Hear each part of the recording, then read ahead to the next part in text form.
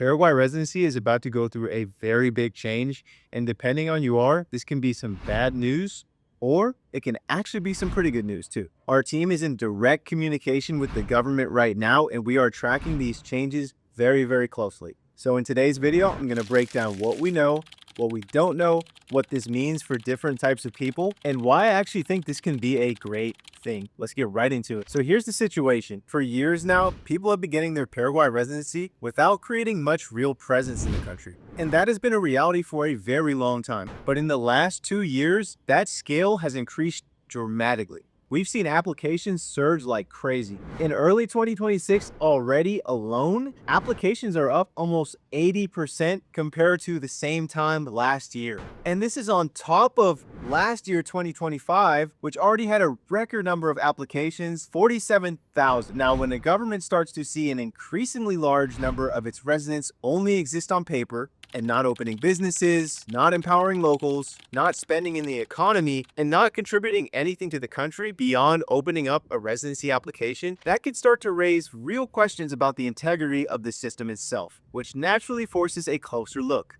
Now, under Law 6984, temporary residents are expected to enter Paraguay at least once every 12 months to keep their status active. And permanent residents need to enter at least once every 3 years to keep their status active. But in reality, many people got their residency, then their cedula, and they just went ahead and disappeared. And some never even came back at all. So what is happening now is not a sudden reaction to a trend. It's a direct response to a pattern that has simply grown too large to ignore. And that is exactly why we expect more clarity very soon on how the government intends to move forward with this. Now, I want to be transparent here. Nothing is fully confirmed at this stage, but based on what we are tracking, the direction is becoming very, very clear. Higher physical presence requirements, which is going to make getting your residency and simply disappearing much, much harder. Which in other words means Paraguay is moving towards a system that expects more real commitment from those who are holding its residency. And we will get clarity on this very, very soon. And when we do, we will make sure to put out a follow-up video to show you exactly what changed and exactly what you guys need to do. Now, quick heads up, we recently released a video called Paraguay Residency Step by Step that walks through the entire process. So if you've seen that video or if you're coming from it, that video reflects how the process is right now. But these potential changes we're discussing today can change how the entire process looks. So consider this video as the most up-to-date information as of today. And of course, we'll keep updating you as things happen in real time. And by the way, if you are exploring Paraguay as a strategic base, whether that's for residency,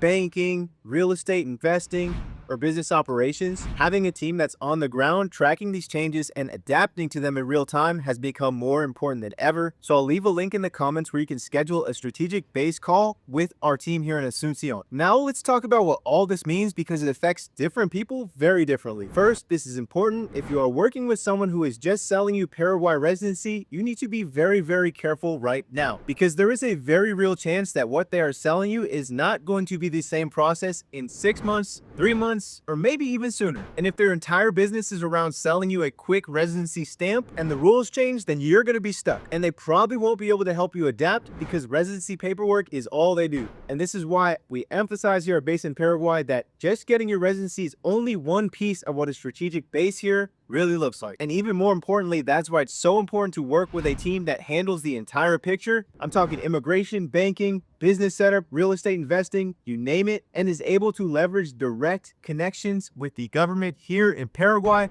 to respond to changes that happen in real time. That is not optional anymore. If you are considering Paraguay as a base, that is a reality, especially right now. Now, here's where I want to reframe all this because these changes happening right now can actually be a very good thing. And here's why. Paraguay is simply growing up. And when countries make residency too easy with zero enforcement, it can easily attract the wrong crowd. People who are not here to contribute to anything. They're not here to participate in the local economy. And eventually, this attracts negative attentions internationally, and other governments start asking questions, which eventually makes the country overcorrect harshly. And we've seen this exact pattern play out. Panama, Portugal, and several other countries that went from easy, super quick residency to extremely restrictive almost overnight. And that's why what Paraguay is doing right now is actually the mature version of that. Paraguay is saying we want real residents. We do not want tourists with residency papers anymore. We want people who are going to contribute to the economy, open up businesses, invest in property, and use Paraguay as a real base. And that's why if you're that person,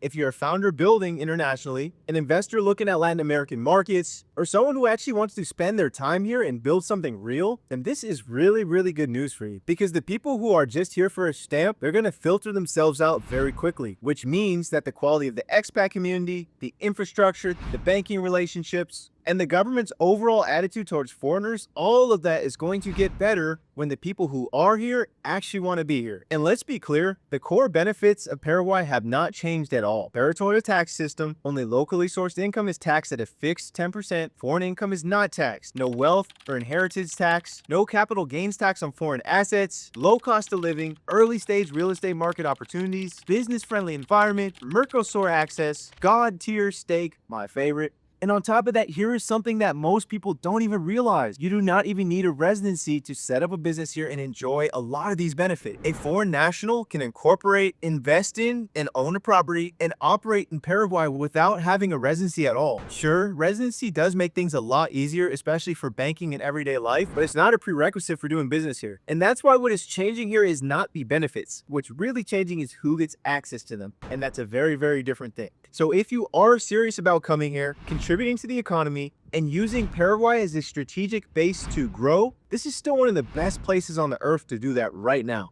Maybe even more so now. But if you are just looking to get the easiest residency, you get it and then go and disappear, this is probably not the place for you. So what should you do right now? If you are considering Paraguay as a strategic base, do not wait for complete clarity to start rolling with the process, because your documents take time no matter what the rules are. And I'm specifically talking your apostillized or legalized birth certificate and police clearance documents. These can take weeks or months depending on your country. So get those moving right away regardless. And if you are already in the process, stay calm, because changes typically grandfather in existing applications, but of course nothing is guaranteed, which is another reason to have a team on the ground that can adapt with you in real time. So if you want more clarity on how this affects your specific situation, that's exactly what the strategic base call is for in the link below in the comments. So now you know what is happening with Paraguay residency right now, who it still makes sense for, and why I think this actually strengthens the case of Paraguay as an amazing strategic base in 2026. I will see you on the next one.